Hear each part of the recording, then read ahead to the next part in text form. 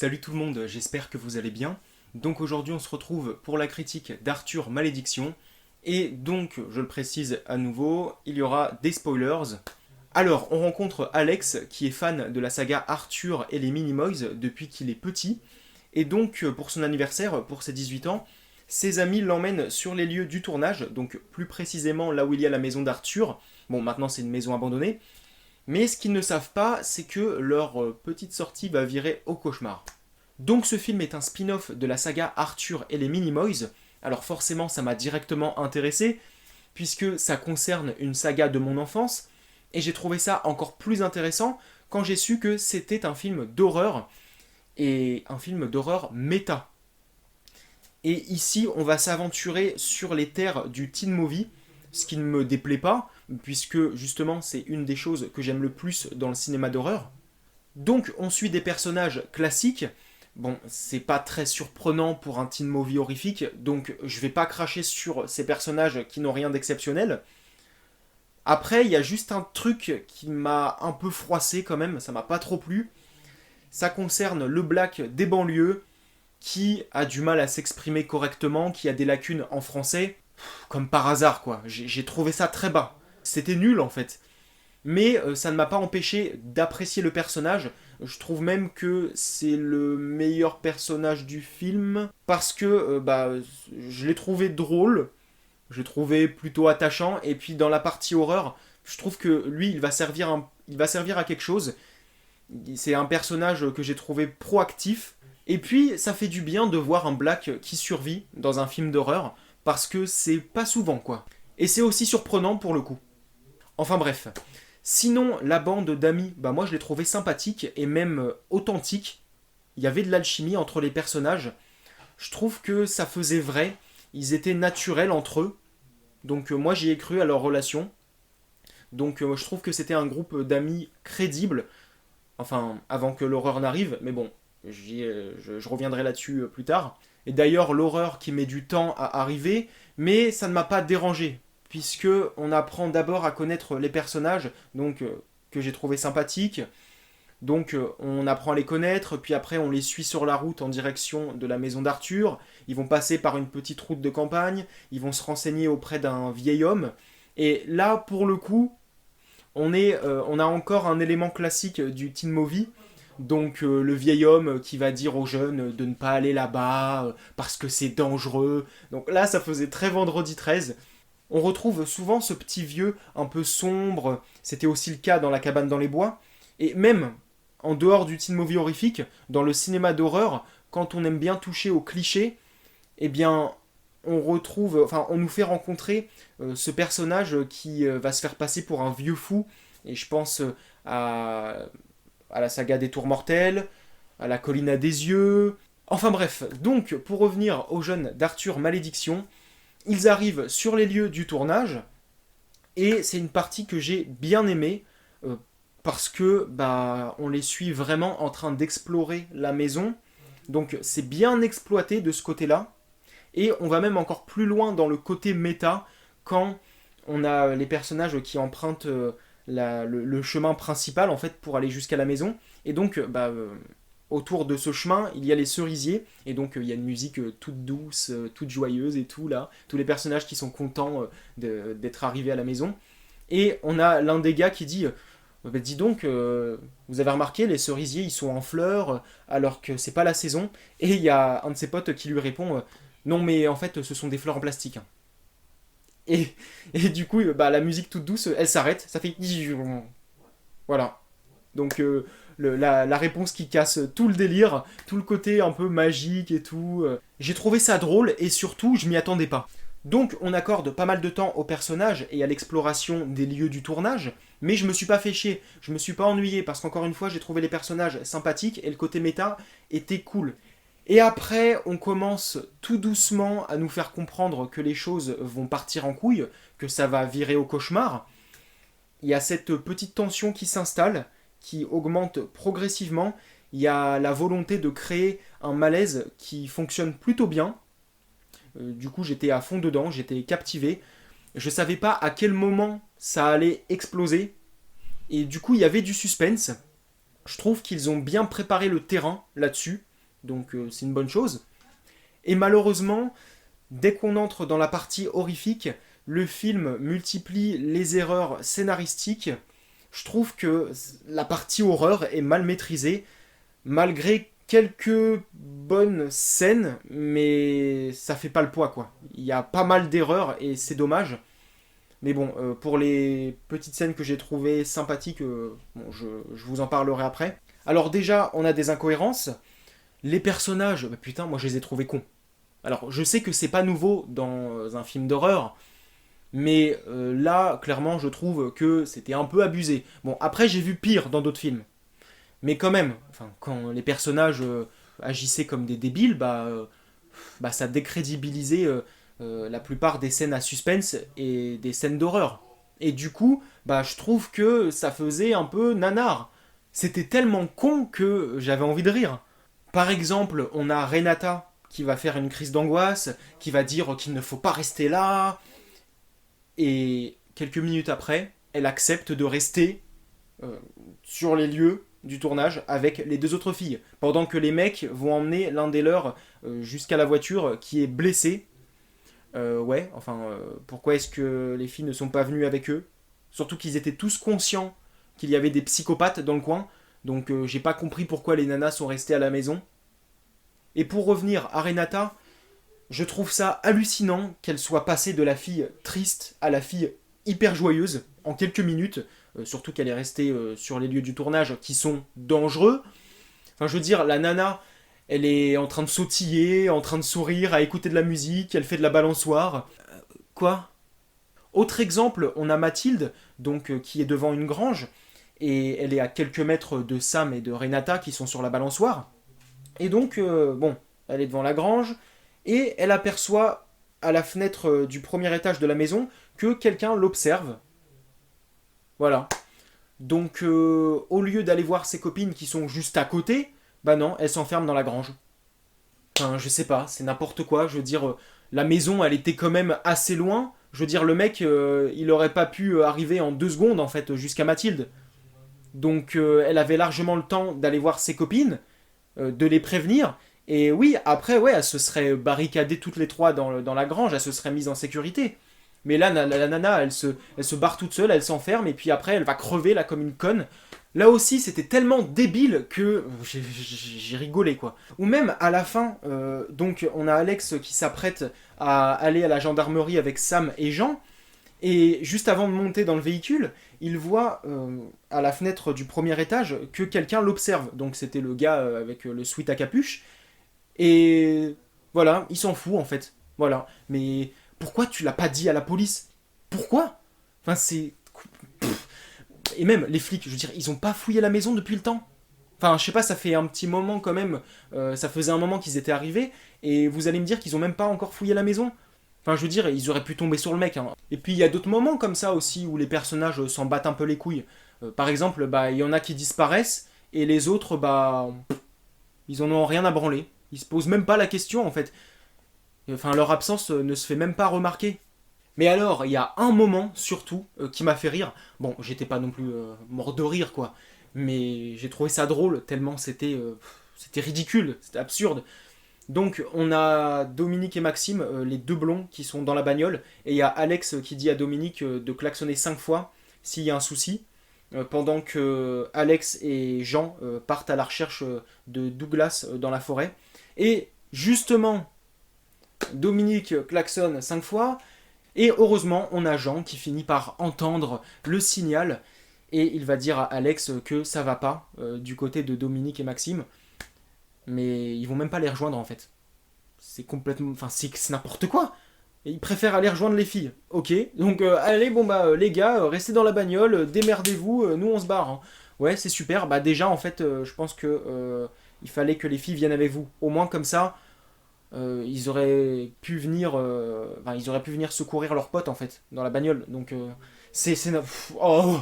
Il y a aussi un autre truc à la con que le scénariste nous a pondu, c'est la tentative d'évasion à la fin. Donc en fait, on a Jean, Sam et Renata qui sont allongés sur le ventre et ils ont les mains attachées, mais au dos. Et donc on a Jean qui dit à Sam de le détacher, donc en soi, Bon, rien d'incohérent là-dedans, parce que c'est faisable. Mais après, il va dire à Sam d'aller chercher du secours pendant que Renata fait diversion. Ok, donc c'était un peu con parce que, je veux dire, Sam, elle est incapable de courir correctement. Enfin, je veux dire, elle était quand même blessée. Et Renata, elle était encore en pleine forme. Donc pourquoi est-ce qu'il a pas dit à Renata d'aller chercher du secours et à la place, du coup, c'est Sam qui fait diversion. Enfin, c'est n'importe quoi en fait. Bon. Enfin, c'est dommage parce que l'idée en elle-même était bonne en fait. C'est mais non, il fallait que ce soit encore écrit avec les pieds. En fait, dans ce film, à tous les points, il y a un truc qui va pas. Mais il y a aussi de bonnes choses. Donc c'est bordélique. Il y a un autre problème. Je ne peux pas ne pas en parler. Ça me démange beaucoup trop. C'est le vieux. Alors lui, c'est la cerise sur le gâteau. Au départ, on nous le présente comme un personnage sombre, dérangé. Et on voit des pieds humains suspendus dans son jardin, un peu comme des vêtements qui viennent de sortir de la machine à laver. Et donc là, à ce moment-là, on se dit oui, c'est l'un des antagonistes du film, c'est un putain de psychopathe. Sauf que non, à la fin, bah, on nous fait comprendre qu'il est gentil. Voilà. Il vient sauver Sam, Alex et Jean. Je me suis dit non mais attendez, c'est une blague là. Alors après, à côté des pieds suspendus, il y avait un bout de tissu du style tribal, donc ça appartenait peut-être à l'une des tenues des gars déguisés en Bogo Matasalai. Mais le truc, c'est que c'était au début du film, le moment où on voit le morceau de tissu avec les pieds suspendus. Donc ça veut dire, en gros, que le mec était déjà au courant qu'il y avait des psychopathes déguisés en Bogo Matasalai. Enfin, je sais pas, c'est hyper bizarre. Et même, pourquoi est-ce qu'il va accrocher ça dans son jardin? Enfin, j'ai pas compris, en fait. Je me suis dit, ouais, c'est pas très clair, parce que dans ce cas-là, pourquoi est-ce qu'il a pas dit aux jeunes qu'il y avait des psychopathes? Pourquoi est-ce qu'il a pas non plus fait venir la police plus tôt? Parce que à la fin du film, c'est bien lui qui appelle la police, qui a fait venir la police. Donc je veux dire, pourquoi est-ce qu'il a pas appelé les flics plus tôt? Et puis il y a d'autres trucs qui sont pas clairs. À la fin, on nous dit qu'il n'y avait pas de surnaturel, que finalement les méchants c'était juste des psychopathes qui se droguaient et qui faisaient des jeux de rôle, et que cette année, bah, il s'était inspiré d'Arthur et les Minimoys. Bon, je vous dirai après ce que j'ai pensé de ce twist. Mais s'il n'y a pas de fantastique, pourquoi est-ce qu'il y a des éléments qui font un peu surnaturel? Déjà, le fameux trou qui apparemment conduit à une rivière, et une rivière avec un niveau d'eau assez profond, hein, de ce qu'on a pu entendre. Et ouais, donc du coup, ils font glisser une caméra, et puis il y a un truc bizarre en fait qui chope la caméra. Mais donc vous allez nous dire que en fait c'était l'un des tueurs qui avait glissé sa main par le trou? Ouais. Surtout qu'à aucun moment on nous montre comment ils ont pu faire pour choper la caméra. Enfin, je sais pas. On va même pas à cet endroit en fait. On va même pas sous terre. Enfin oui, on va dans la cave, dans l'espèce de pièce secrète. Mais je veux dire, il n'y a pas la rivière. Enfin, je veux dire, comment ils ont fait en fait. Enfin, il n'y a même pas de flashback pour nous montrer comment ils ont pu faire. Il y a aussi un autre truc que je trouve beaucoup trop bizarre pour que ce soit rationnel. C'est l'un des membres de la tribu qui sort d'un mur et qui kidnappe Renata. Enfin, genre le mec il s'est fondu dans le mur. Alors je sais que le body painting, enfin que le camouflage à travers le body painting peut être bluffant, mais là je trouve que c'était trop parfait. On a aussi le passage où Alex fait un cauchemar dans sa tente, où il va rêver des Bogo Matasalai, mais comme par hasard en fait. Genre le mec il savait même pas encore qu'il y avait des psychopathes qui étaient déguisés en Bogo Matasalai, et il fait des cauchemars en fait à leur sujet. Genre ça faisait vraiment le mec qui avait des visions, des prémonitions. Non, ça faisait trop fantastique, je suis désolé. Moi je veux bien que les scénaristes sèment le doute chez le spectateur, que le spectateur se demande si ce qui se passe est surnaturel ou non, mais il faut qu'il le fasse bien. Faut que les scénaristes bah, ils le fassent bien, parce que là je suis désolé mais leur explication finale, leur explication rationnelle, bah elle m'a pas trop convaincu. Il y a aussi un manque d'explication par rapport à certains personnages. Bon, déjà, il y a le vieux qui, au départ, se faisait passer pour un méchant, et après, il se pointe comme un héros. Mais il y a aussi le duo Maxime-Dominique, les deux blonds, alors eux, j'ai eu du mal à les cerner. Est-ce qu'ils étaient en couple, ou est-ce que c'était des frères, ou des potes? Parce qu'au départ, il y a des éléments qui nous font croire qu'ils sont en couple, puis dans la scène d'après, ils s'amusent un peu comme des potes ou des frères, puis après, on revient bah, on a de nouveau l'impression qu'ils sont gays, qu'ils sont en couple, et je sais pas, c'est hyper ambigu en fait, c'est pas clair. Non, moi je suis désolé, mais si vous nous mettez un élément dans le film, bah dans ce cas-là, allez jusqu'au bout du truc. Parce que là, non, c'est trop bizarre. Surtout que même dans les moments dramatiques, dans les moments tragiques, je veux dire, ils se rassurent pas comme un couple. Enfin, je sais pas, ils avaient pas l'air d'un couple. Et même dans leur dernière scène, bah je sais pas, ils étaient pas en mode je t'aime ou je sais pas quoi, ça va aller mon cœur ou je sais pas. Bon, je sais, c'est un peu cliché. C'est un peu cliché, mais ce que je veux dire, c'est que ouais, non, il y a des moments où ils ont, je sais pas, on dirait un couple et d'autres moments non. Enfin, c'est pas clair du tout. Et on a aussi le mec qui rôde avec son sweat à capuche. On sait pas qui c'est. Je veux dire, c'est assez frustrant pour le coup. Frustrant comme les meurtres d'ailleurs, parce que les trois quarts de ces meurtres, bah, ça se fait en hors champ, ou alors carrément hors scène, genre c'est même pas tourné, c'est juste suggéré. Et le pire, c'est qu'on voit même pas les cadavres en fait.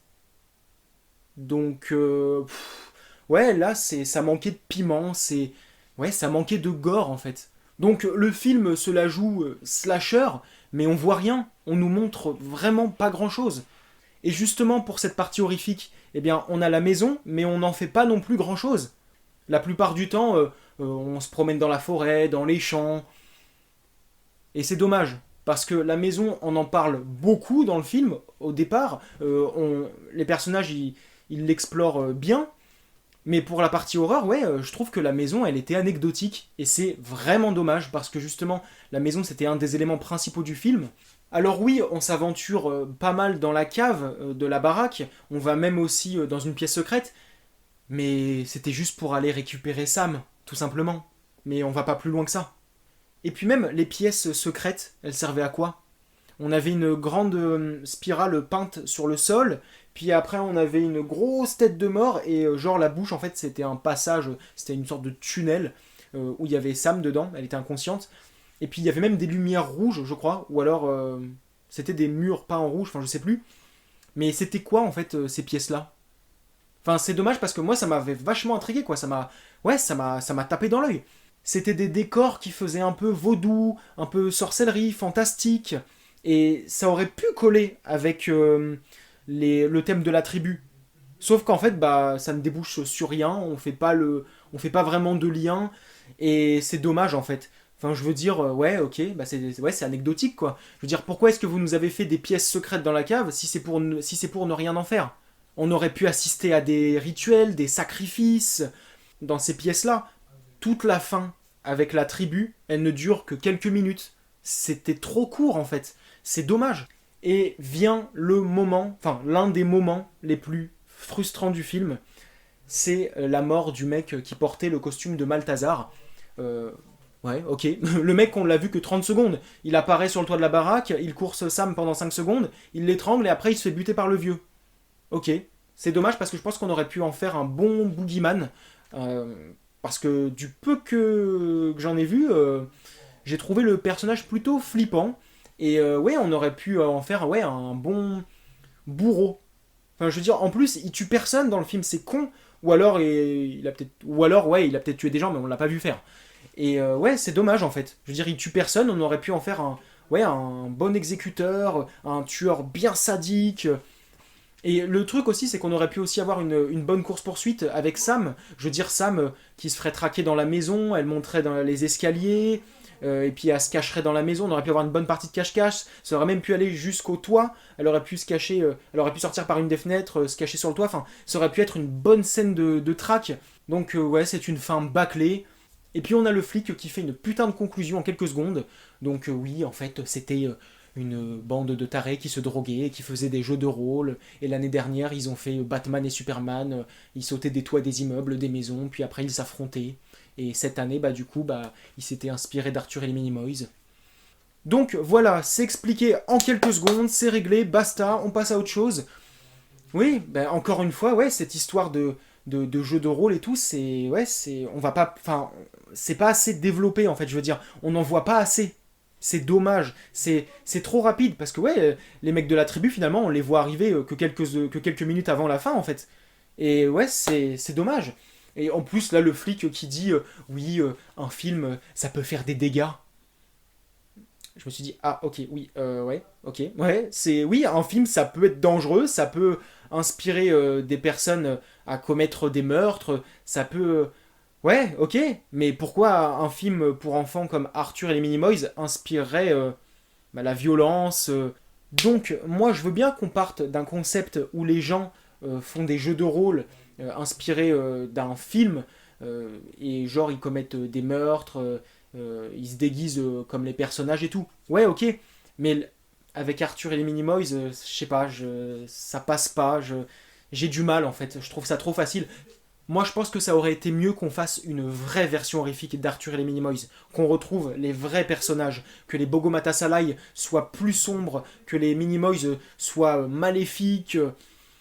Ça aurait été bien. On aurait pu en faire un putain de film d'horreur, une belle version horrifique d'Arthur et les Minimoys, mais non, encore une fois, c'est un projet gâché. Et puis Arthur, dans tout ça, je veux dire, le film s'appelle Arthur Malédiction.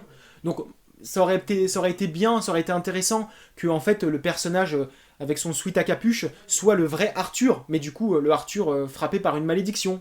Donc pour revenir à Arthur Malédiction, le vrai spin-off qu'on a eu là, donc il y a quand même des passages dans la partie horreur qui m'ont plu. Donc le moment où Maxime et Dominique voient le corps de Momo suspendu aux arbres, et il y a Maxime qui se prend le piège à ours. Donc cette petite partie-là, je l'ai trouvée cool. Ça m'a fait penser au détour mortel. Il y a aussi le moment où Alex et Jean traversent la cave et ils passent aussi par des petits passages secrets là pour récupérer Sam. Donc ça c'était cool. Il y a aussi le moment où Renata du coup se fait enlever par l'un des membres de la tribu qui s'était camouflé en faisant du body painting.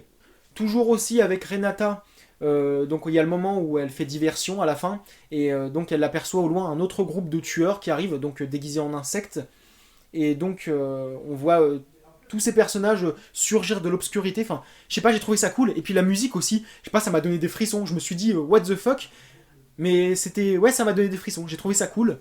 Donc tout n'est pas à jeter dans cette partie horrifique. Je me suis pas fait chier, clairement. J'ai pas vu le temps passer. Mais après, ça restait quand même de l'horreur un peu légère. C'était assez light et c'est dommage. Maintenant, je m'attaque à la réalisation et je l'ai trouvé inégale. Alors, d'un côté, on a les bons points. Déjà, on a de beaux plans. La caméra, je l'ai trouvé bien maîtrisée dans ses mouvements. Je pense notamment, on a une vue aérienne sur les jeunes en train de conduire. Et oui, les mouvements de la caméra étaient fluides. Voilà, elle circulait bien en fait. On a aussi de beaux plans comme, je sais pas, sur la lune, sur les couchers de soleil, ou même sur Malthazar, où on voit son ombre, ou même quand il est sur le toit, enfin il apparaît et tout, et puis il course Sam. On a aussi de beaux plans pour le cauchemar d'Alex, donc avec les animaux et tout. Les éclairages aussi, je les ai trouvés réussis. Et à côté de ça, on a de mauvais choix visuels comme sonores. Donc à certains moments, j'avais l'impression de voir des pubs, mais vous savez le genre de pub chiante qu'on voit sur YouTube. Et aussi, il y a des moments où je me demandais si je voyais pas, si j'étais pas en train de suivre des extraits de clips musicaux. Donc il y a des choix visuels et sonores assez douteux. La musique, comme au niveau du montage, des fois il y a des cuts, tu te dis ça fait un peu bizarre. Et il y a des effets de ralenti. Par exemple, bon là rien à voir avec mon impression d'avoir vu des pubs YouTube ou alors des clips musicaux. Hein. Mais à un moment, on a les jeunes justement qui se pointent devant la baraque du vieux, ils sont à la barrière. Et donc le vieux ouvre la porte, et là il y a tous ces chiens qui arrivent, et genre on les voit arriver au ralenti comme ça, genre, ce sont des chiens hyper menaçants, impressionnants, j'ai trouvé ça ridicule quoi. Ils ont l'air vachement dangereux quoi. Donc pour le coup ça m'a fait rire quoi, j'ai trouvé ça ridicule, et là aussi ça faisait nanardesque encore. Et puis il y avait aussi d'autres effets visuels comme l'accéléré, donc j'ai pas trop compris. Bref. Avant-dernier point, les maquillages, les effets spéciaux, bah là j'ai pas grand chose à dire vu qu'on ne voit pas grand chose. Je veux dire, à part une jambe déchiquetée par un piège à ours, et puis un bras couvert de piqûres d'abeilles avec des abeilles dessus, et aussi des pieds découpés, bah ouais, ouais, y a pas grand chose quoi. Mais en tout cas, le peu de maquillage, le peu d'effets spéciaux qu'on a, bah c'était vraiment très bon.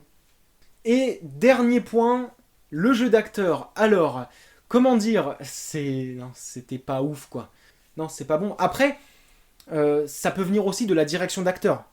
Et du coup, bah, vu que les acteurs étaient mauvais, bah, ça renforçait encore plus le côté nanardesque du film. Et ouais, non, c'était. Ouais, il y a des moments où ouais, ça décrédibilisait un peu certaines situations sérieuses, quoi. Et puis même, il y a des dialogues aussi, ça n'arrangeait rien. Soit ils étaient mal écrits, soit ils n'avaient rien à faire là, ou alors ils étaient mal dits.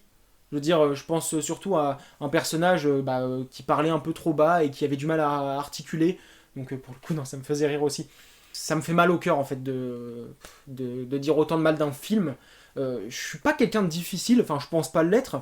C'est rare en fait que je trouve un film mauvais. Mais attention, Arthur Malédiction, je le trouve mauvais, mais pas dans le sens c'est un navet quoi. Je le considère pas comme un navet. Moi je le considère plutôt comme un nanar. Il est mauvais, mais drôle. C'est un film involontairement drôle que j'ai trouvé attachant. Ouais, non, c'est. Je me suis amusé devant en fait. Donc c'est un film que j'achèterai en Blu-ray. Donc pour conclure, c'est un film qui m'a déçu, mais c'est un de mes nanars préférés. Donc c'est dû aux acteurs, aux personnages, au dialogue et puis à certains éléments de la réalisation. Donc voilà. J'ai pas passé un sale moment, mais je pense qu'on aurait pu en faire un très bon film d'horreur, un bon gros divertissement horrifique. Donc n'hésitez pas à me dire ce que vous avez pensé de ce film. Et puis je vous remercie d'avoir accordé du temps à ma vidéo. Et puis on se retrouve très bientôt. Salut!